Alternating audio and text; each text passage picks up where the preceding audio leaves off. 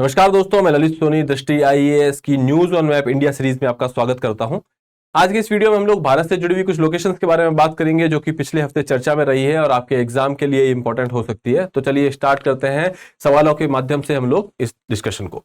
सबसे पहले हम लोग अभ्यास प्रश्न जो दिया गया था उसके बारे में बात करेंगे। तो सवाल था, रामसर साइटों के संबंध में निम्नलिखित कथनों पर विचार कीजिए। भारत ने 1 फरवरी 1982 को रामसर कन्वेंशन की पुष्टि की थी। उसके बाद दूसरा स्टेटमेंट है कि भारत में रामसर साइटों की अधिकतम संख्या उत्तर प्रदेश में है। ऊपर दिए गए कथनों में से कौन से कथन सही है, आपको उसका निर्धारण करना है, उसके हिसाब से आपको आंसर करना है। पहला स्टेटमेंट देखते हैं, भारत ने 1 फरवरी 1982 को इसकी पुष्टि की थी। ये बिल्कुल सही है। रामसर कन्वेंशन की स्थापना की अगर बात करें तो ये ईरान में हुई थी और 1971 में हुई थी। भारत इसका सदस्य है और भारत इसका सदस्य बना था 1 फरवरी। और यूं कहें कि जब हमने इस ट्रीटी को या कन्वेंशन को रेटिफाई किया था 1 फरवरी 1982 को। ठीक है। दूसरी बात, हाल ही में चर्चा में रहे हुए 3 रामसर स्थल है जो कि नए ऐड किए गए हैं। वो है आपके नांजरयान पक्षी अभ्यारण्य जो कि तमिलनाडु में है, काजू वैली पक्षी अभ्यारण्य जो भी तमिलनाडु में है, इसके अलावा एक तवा जलाशय है जो कि मध्य प्रदेश में है। आज की बात करें तो लगभग टोटल 85 यानी कि 85 रामसर साइट्स भारत के अंदर है और सबसे ज्यादा तमिलनाडु में है। और उसके बाद अगर हम देखें तमिलनाडु में 18 है और उसके बाद यूपी में है जो कि 10 है। ठीक है। यहाँ पे 10 यूपी की साइट्स दी गई है। इसके अलावा यहाँ पे आप मैप देखेंगे, इसमें आपकी लगभग सारी रामसर साइट्स दी हुई है। जो नए एडिशंस हैं उनके 3 नाम हम आपको बता चुके हैं, इसको आप यहाँ पे ऐड कर सकते हैं। ठीक है। इसके अलावा अगर हम आगे बढ़ते हैं तो दूसरा स्टेटमेंट था कि भारत में रामसर साइटों की अधिकतम संख्या उत्तर प्रदेश में है, जो कि मैंने बताया ऐसा नहीं है, ये तमिलनाडु में है ना कि उत्तर प्रदेश में। तो आपका दूसरा स्टेटमेंट गलत हो जाता है, पहला स्टेटमेंट सही है। केवल एक आपका उत्तर होगा जो कि है ऑप्शन ए। ठीक है। चलिए अब देखते हैं पहला सवाल आज के एपिसोड का, जो कि है महादेई वन्यजीव अभ्यारण्य के बारे में। महादेई वन्यजीव अभ्यारण्य के बारे में निम्नलिखित कथनों पर विचार कीजिए। पहला है, इसे मालाबार तोता और रूफस बैबलर जैसी कई पक्षी प्रजातियों की मेजबानी के लिए एक अंतरराष्ट्रीय पक्षी क्षेत्र के रूप में नामित किया गया है। दूसरा स्टेटमेंट है, नेत्रावती नदी अभ्यारण्य से होकर के गुजरती है। आपको देखना है कौन से स्टेटमेंट सही है। जब हम बात कर रहे हैं मालाबार तोता और रूफस बैबलर, ये कुछ प्रजातियां पक्षियों की, और ये स्टेटमेंट जो दिया गया है ये आपके करंट अफेयर्स में था और इसे अभी इन पक्षी प्रजातियों की मेजबानी के लिए एक अंतरराष्ट्रीय पक्षी क्षेत्र के रूप में नामित किया गया है। तो ये आप कह सकते हैं ये स्टेटमेंट सही है। दूसरा, अगर आपको पता होगा, अगर आपने नाम सुना है महादेई के बारे में और आप थोड़े अवेयर हैं तो आपको पता होगा कि महादेई नदी कर्नाटक से होकर के गोवा में आती है। ठीक है। और गोवा की एक प्रमुख नदी है। ठीक है। अब हम कह रहे हैं कि महादेई नदी के नाम पर एक वन्यजीव अभ्यारण्य है, तो ऑब्वियसली इसके आसपास से महादेई नदी भी गुजरती होगी। तो नेत्रावती नदी नहीं गुजरती है, महादेई नदी जो है वो इस अभ्यारण्य के होकर के गुजरती है। दूसरा स्टेटमेंट गलत है, केवल एक जो है वो आपका सही उत्तर होगा। इसको मैप के माध्यम से अगर आप देखना चाहते हैं तो आप देख लीजिए, ये महादेई वाइल्ड लाइफ सेंचुरी है जो कि गोवा और कर्नाटक के बॉर्डर पे है। ठीक है। और कर्नाटक से ये नदी आती है जो कि गोवा के अंदर बहती है। फिर तो आप इस बात का ध्यान रखेंगे कि महादेई नदी जो है वो इस अभ्यारण्य से होकर के गुजरती है। दूसरा, अगर यहाँ पे एक मैप देखेंगे और तो ये नेत्रावती नदी का क्षेत्र है जो कि कर्नाटक के दक्षिण में आपको देखेंगे। यहाँ पे ये क्षेत्र जो है नेत्रावती का बेसिन का एरिया है जो कि कर्नाटका में आप यहाँ देख रहे हैं कि दक्षिण के तरफ में है। जब हम बात कर रहे हैं महादेई नदी की, तो हमने देखा है कि वो कर्नाटक से गोवा जाती है। ठीक है। तो यहां पे आप देखेंगे ये जो हिस्सा है गोवा है, महाराष्ट्र और कर्नाटक के बॉर्डर पे, तो यहां से कहीं वो नदी जानी चाहिए थी, तो नेत्रावती नदी तो नहीं हो सकती। ठीक है। तो ये बात हो गई इसके बारे में। तो आप पाएंगे कि केवल एक जो है वो आपका यहां सही उत्तर है। आगे बढ़ते हैं। दूसरा सवाल है, सिमलीपाल राष्ट्रीय उद्यान के बारे में निम्नलिखित कथनों पर विचार करें। पहला है कि 2009 से यूनेस्को बायोस्फीयर रिजर्व की सूची का हिस्सा रहा है और इसे प्रोजेक्ट टाइगर के तहत बाघ अभ्यारण्य के रूप में भी नामित किया गया था। ये स्टेटमेंट अगर देखें तो ये फैक्चुअल स्टेटमेंट है और ये बिल्कुल सही स्टेटमेंट भी है। दूसरा स्टेटमेंट है, सिमलीपाल अपनी नदियों में घड़ियालों का घर है। ठीक है। सिमलीपाल जो है वो अब आप कहें कि घड़ियालों के लिए नहीं, बल्कि मगर, क्रोकोडाइल जो होते हैं, मगरमच्छ होते हैं, उनकी एक वेराइटी है मगर, और ये उसके लिए फेमस है। ठीक है। तो दूसरा स्टेटमेंट आपका गलत है, पहला सही है। यहां भी आंसर होगा केवल एक। ठीक है। बाकी रही बात लोकेशन की सिमलीपाल की, तो आप जानते हैं कि ये उड़ीसा में स्थित है। इसके बारे में बात इसलिए कर रहे हैं कि अभी रिसेंटली आपने देखा होगा कि साइक्लोन दाना, चक्रवात दाना जो है उड़ीसा कोस्ट पे हिट किया था, जिसकी वजह से ये एरिया जो है न्यूज में है। तो देख सकते हैं आप, ये सिमलीपाल की लोकेशन है, ये उड़ीसा में है। इसके अलावा और भी कुछ प्रोटेक्टेड एरियाज यहाँ पे दिए गए हैं, ऋषिगम है, कॉर्बेट है, काजीरंगा है, बांदीपुर है, संजय गांधी और गिर है। ठीक है, चलिए आगे बढ़ते हैं। फिर यहाँ पे आप देखेंगे कि अगर बायोस्फीयर रिजर्व की सूची के बारे में बात करें तो सिमलीपाल इसका एक हिस्सा है। आप यहाँ देखें, ये उड़ीसा में सिमलीपाल है। और अगर भारत में बात करें तो लगभग 18 बायोस्फीयर रिजर्व भारत में है। ठीक है, आप इनको देख सकते हैं। सिमलीपाल के बारे में कुछ चीजें दी गई है कि इसका नाम जो है सिमूल से लिया गया है। सिमूल एक आपकी रेशम, जो कॉटन होता है या रेशम होता है, उसकी एक प्रजाति टाइप है और उसके पेड़ की वजह से इसका नाम सिमलीपाल रखा गया है। दूसरा, जब हम बात कर रहे हैं कि ये टाइगर रिजर्व कब बनता है, तो यहाँ पे आप देखेंगे ये टाइगर रिजर्व बनता है 1956 में और ये प्रोजेक्ट टाइगर के अंडर में लाया गया है 1973 में। ठीक है, फिर अगर हम बात करें कि इसको बायोस्फीयर रिजर्व कब डिक्लेयर किया गया, तो यहाँ पे आप देखिए ये जून 1994 में इसको बायोस्फीयर रिजर्व डिक्लेयर किया जाता है गवर्नमेंट ऑफ इंडिया के द्वारा। फिर यूनेस्को की सूची में इसे शामिल किया जाता है 2009 में। ठीक है, चलिए आगे बढ़ते हैं। तीसरा सवाल है कि भारत के तटीय परिदृश्य के बारे में निम्नलिखित कथनों पर विचार कीजिए। भारत की तट रेखा 18 राज्यों और केंद्र शासित प्रदेशों दैट इज यूनियन टेरिटरी तक फैली हुई है। दूसरा है कि आंध्र प्रदेश में राज्यों में सबसे लंबी तट रेखा है। और तीसरा है तटीय विनियमन क्षेत्र, जिसे आप कोस्टल रेगुलेशन जोन कहते हैं, CRZ अधिसूचना 1986 के पर्यावरण संरक्षण अधिनियम के तहत जारी की गई थी। आपको यहाँ पे सही स्टेटमेंट का चुनाव करना है। ठीक है, पहला वाला देखते हैं। भारत की तट रेखा 18 राज्यों और केंद्र शासित प्रदेशों से निकलती है, यानी कि आप बात कर रहे हैं कि 18 स्टेट और यूनियन टेरिटरी को मिलाकर के टोटल 18 टेरिटरी से निकलती है। ठीक है, देख लेते हैं एक बार। ये कुछ तटीय क्षेत्र है आपके जिनके नाम यहाँ दिए गए हैं, जैसे कि ये जो एरिया है आपका कच्छ वाला एरिया है, फिर ये काठियावाड़ वाला क्षेत्र है, उसके बाद देखेंगे ये कोंकण का कोस्ट है, ये कन्नड़ा कोस्ट है, ये मालाबार का कोस्ट है, ये कोरोमंडल कोस्ट है, ये नॉर्दर्न सरकार और ये उत्कल कोस्ट है। ठीक है, अब यहाँ पे आप देखेंगे स्टेट्स की अगर बात करें तो इन्होंने बोला है कि 18 से गुजरती है। हम गिन के देख लेते हैं।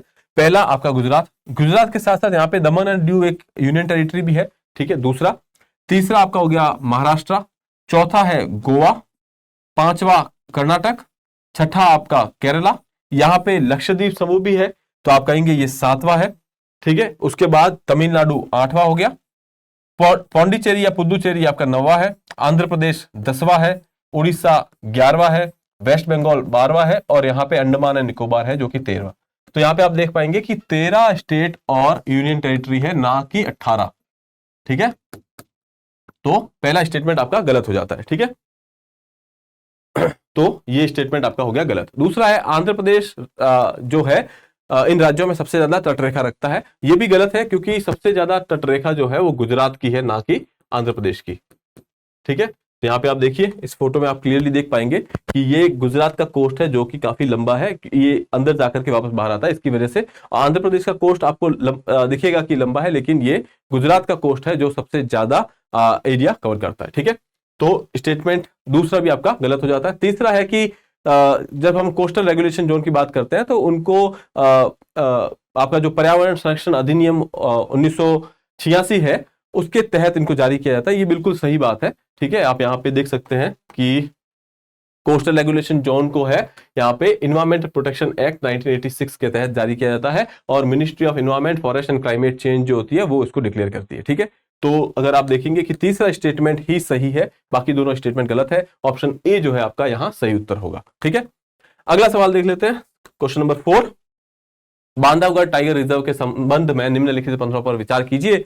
पहला है कि यह राजस्थान में विंध्य और सतपुड़ा पर्वतमाला के बीच स्थित है। दूसरा है यह रॉयल बंगाल टाइगर्स के लिए जाना जाता है। आपको सही कथनों का चुनाव करना है। पहला है कि ये राजस्थान में पाया जाता है, ये बिल्कुल गलत है।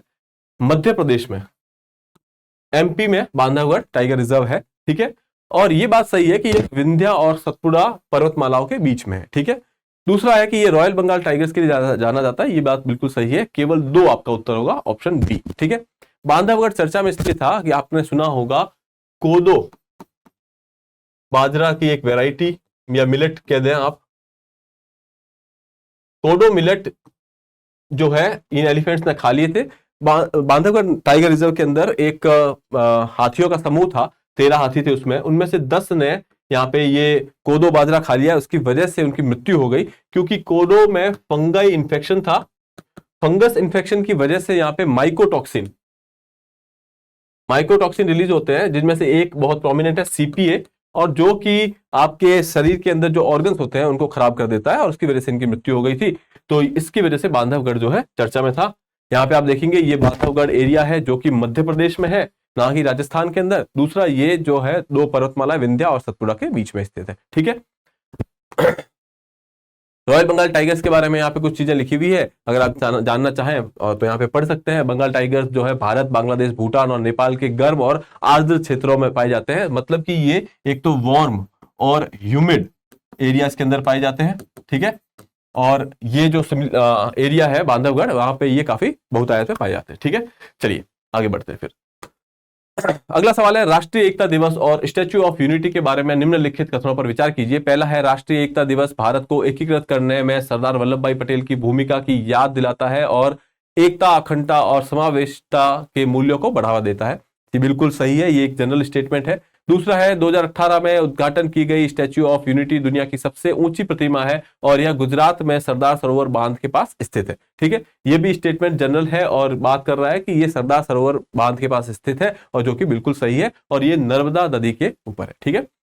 अगला स्टेटमेंट है स्टैच्यू ऑफ यूनिटी संघाई सहयोग संगठन के 8 अजूबों की सूची में शामिल यूनेस्को विश्व धरोहर स्थलों में से एक है। हालांकि ये 8 अजूबों की सूची में तो शामिल है, एससीओ की सूची में शामिल है, लेकिन ये विश्व धरोहर नहीं है, यूनेस्को की विश्व धरोहर नहीं है, इसलिए ये स्टेटमेंट आपका गलत हो जाता है। तो केवल 1 और 2 आपका उत्तर होगा, option A is your right answer, ठीक है। यहां पे देखिए आप, तो यहां आप देखेंगे कि ये स्टैच्यू ऑफ यूनिटी है जो कि यहाँ नर्मदा नदी के किनारे पे है, और यहीं पे सरदार सरोवर डैम भी है, ठीक है। तो ये आपका हो गया स्टैच्यू ऑफ यूनिटी जो कि गुजरात में स्थित है, ठीक है। आगे बढ़ के यहाँ आप देखते हैं कि ये प्रतिमा है जो आपको देखने में मिलेगी, और ये 597 फीट ऊंची है। यहाँ पे आप देखेंगे स्टैच्यू ऑफ यूनिटी भारत के अग्रणी राजनेता और नेताओं में से एक सरदार वल्लभ भाई पटेल को समर्पित एक प्रतिष्ठित 182 मीटर ऊंची श्रद्धांजलि है। यह स्मारक निर्माणाधीन, हालांकि अब इसका निर्माण हो चुका है, ठीक है, और विंध्याचल और सतपुड़ा पर्वतमाला के बीच में स्थित है, और ये सरदार सरोवर बांध से लगभग 3.5 किलोमीटर की दूरी पर है, और जो कि नर्मदा नदी के ऊपर स्थित बांध है, ठीक है। तो ये बात हो गई आपके स्टैच्यू ऑफ यूनिटी के बारे में। तो अगर आप देखेंगे यहाँ पे हमने देख लिया था, इसका आंसर होगा केवल 1 और 2। आगे बढ़ते हैं, अगला सवाल देखते हैं, छठा। नीलगिरी बायोस्फीयर रिजर्व के बारे में निम्नलिखित कथनों पर विचार करें। पहला है इसे UNESCO world network of biosphere reserve में शामिल किया गया था। दूसरा है नीलगिरी बायोस्फीयर रिजर्व स्थानिक वनस्पतियों और जीवों का घर है, जिसमें नीलगिरी चिलप्पन और स्टार आइड बुश मेंढक जैसी प्रजातियां शामिल है। तीसरा है नीलगिरी बायोस्फीयर रिजर्व का प्रबंधन वन्यजीव संरक्षण अधिनियम 1972 के अनुसार विशेष रूप से वन विभाग द्वारा किया जाता है, ठीक है।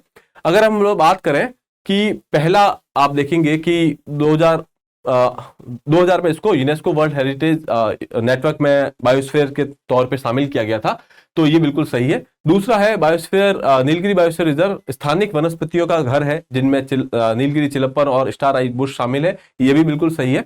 यहां अगर आप देखेंगे विशेष रूप से वन विभाग द्वारा किया जाता है, ठीक है। अगर यहां होता कि केवल वन विभाग द्वारा किया जाता है तो ये स्टेटमेंट गलत हो जाता, क्योंकि वन विभाग के अलावा और भी कुछ ऑर्गेनाइजेशन है जो शामिल है इसमें, लेकिन विशेष रूप से वन विभाग द्वारा किया जाता है, ये बात सही है। तो आप यहाँ पे तीनों जो है यहाँ पे सही होंगे, ऑप्शन सी जो है आपका सही उत्तर होगा, ठीक है। अगला सवाल है क्वेश्चन नंबर 7। उससे पहले आप देख लीजिए नीलगिरी की अगर हम बात करें तो नीलगिरी आपके जो पश्चिमी घाट है और पूर्वी घाट है, इनके कॉन्फ्लुएंस के ये दोनों जहां मिलते हैं वहां पे स्थित है। यहाँ पे और भी प्रोटेक्टेड एरिया है, जैसे कि मधुबलाई नेशनल पार्क हो गया, मुकुरथी नेशनल पार्क हो गया, यहाँ पे आप देखेंगे सत्यमंगलम वाइल्ड लाइफ सेंचुरी है। तो ये एरिया आपका पूरा नीलगिरी का एरिया है, ठीक है। ये बहुत सारे स्टेट में भी शामिल है, यहाँ पे देखेंगे कि कर्नाटका, केरला और तमिलनाडु, इन तीनों में इसका एक्सपांस देखने को मिलता है, ठीक है। आगे बढ़ते हैं, अगला सवाल है लेसर व्हिस्लिंग डक के संदर्भ में निम्नलिखित कथनों पर विचार करें। यह आमतौर पर ईख से ढकी झीलों और गांव के तालाबों जैसे आर्द्र भूमि में पाया जाता है, यानी कि वेटलैंड्स में पाया जाता है। दूसरा है IUCN के अनुसार इसे कम चिंता की श्रेणी में वर्गीकृत किया गया है, यानी कि लीस्ट कंसर्न की श्रेणी में रखा गया है। यहाँ पे आपको देखना है कि कौन से स्टेटमेंट्स सही है। अगर हम फैक्चुअल तौर पे बात करें तो ये दोनों ही स्टेटमेंट सही है, ऑप्शन सी आपका यहाँ पे सही उत्तर होगा। यहाँ पे आप देखिए इस एक पक्षी के बारे में यहाँ पे जो बात की गई है, जिसका नाम है लेसर व्हिस्लिंग डक, ये एक प्रवासी प्रजाति है जो यहाँ पे पाई जाती है। ये जनरली आपके वेटलैंड्स में पाया जाता है, ठीक है, और इसे IUCN के कम चिंता वाले कैटेगरी में रखा गया या फिर लीस्ट कंसर्न कैटेगरी में रखा गया है। ठीक है, दूसरा यहाँ पे आप देखेंगे, अगर हम देखें भारत में ये कहाँ पाया जाता है, तो अमूमन तौर पे भारत पे ये सभी जगह पाया जाता है। अगर हम लोग कुछ जो आपके पहाड़ी क्षेत्र है, हिमालय के कुछ क्षेत्र है, जो हिमाचल प्रदेश, उत्तराखंड, हिमाचल प्रदेश, जम्मू एंड कश्मीर, लद्दाख जैसे क्षेत्र, यहाँ पे अगर थार वाले कुछ क्षेत्र छोड़ दें तो अब ये भारत में हर जगह पाया जाता है। ठीक है, चलिए आगे बढ़ते हैं। अगला सवाल है, ग्रेविटी बांध के संबंध में निम्नलिखित कथनों पर विचार कीजिए। पहला है, ग्रेविटी बांध कंक्रीट या पत्थर से बनाया जाता है जो पूरे पानी के भार को नीचे की ओर स्थानांतरित करने के लिए डिजाइन किया गया है। दूसरा है कि यह केवल छोटे पैमाने की सिंचाई परियोजना के लिए है। तीसरा है, सरदार सरोवर परियोजना गुजरात में नर्मदा नदी पर बना एक ग्रेविटी बांध है। इनमें से आपको देखना कितने स्टेटमेंट सही है। पहले स्टेटमेंट की बात करें, ग्रेविटी बांध होता क्या है। ठीक है, देखिए जैसे कि ये आपकी पानी की एक कोई वाटर बॉडी है, यहां पे आपको बांध बनाना है, तो आपने कुछ ऐसा बांध बनाया है यहाँ पे। ठीक है, अब ये बांध यहाँ पे जब पानी होगा, पानी यहाँ पे एक प्रेशर बनाता है, एक फोर्स लगाता है जिसको हाइड्रोलॉजिकल फोर्स कहते हैं, पानी की वजह जो फोर्स लगता है। ठीक है, अब ये फोर्स की वजह से ये बांध ऐसे पलट सकता है, लेकिन ये नहीं पलटता है केवल इसलिए क्योंकि इस बांध का भार कुछ इस तरीके का होता है कि ये जो फोर्स लग रहा है ये उसको ग्रेविटी के तौर पर स्थानांतरित कर देता है नीचे की तरफ। ठीक है, तो इसलिए हम लोग इसको ग्रेविटी डैम कहते हैं। ठीक है, तो पहला स्टेटमेंट सही है। दूसरा है कि ये केवल छोटे पैमाने की सिंचाई के लिए बनाया जाता है, ऐसा नहीं है, ये बड़े पैमाने की सिंचाई के लिए भी बनाया जाता है। दूसरा, इलेक्ट्रिसिटी जनरेशन वगैरह के लिए भी बनाया जाता है। ठीक है, तो ये स्टेटमेंट गलत हो गया। तीसरा है, सरदार सरोवर परियोजना हमने देखा ये नर्मदा नदी पर है और यह एक ग्रेविटी बांध है, तो ये स्टेटमेंट सही है।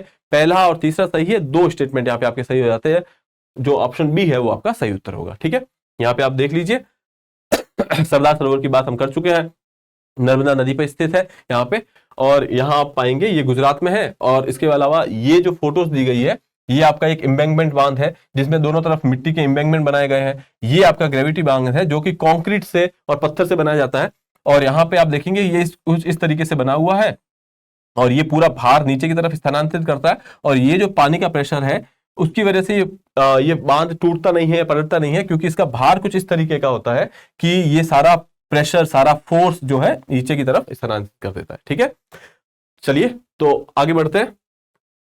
आपके अभ्यास के लिए एक प्रश्न है अंत में, रणथंभौर टाइगर रिजर्व के संबंध में निम्नलिखित कथनों पर विचार कीजिए। पहला है, यह राजस्थान राज्य के पूर्वी भाग में स्थित है। दूसरा, इसमें रणथंभौर राष्ट्रीय उद्यान के साथ साथ सवाई मानसिंह और केला देवी अभ्यारण्य भी शामिल है।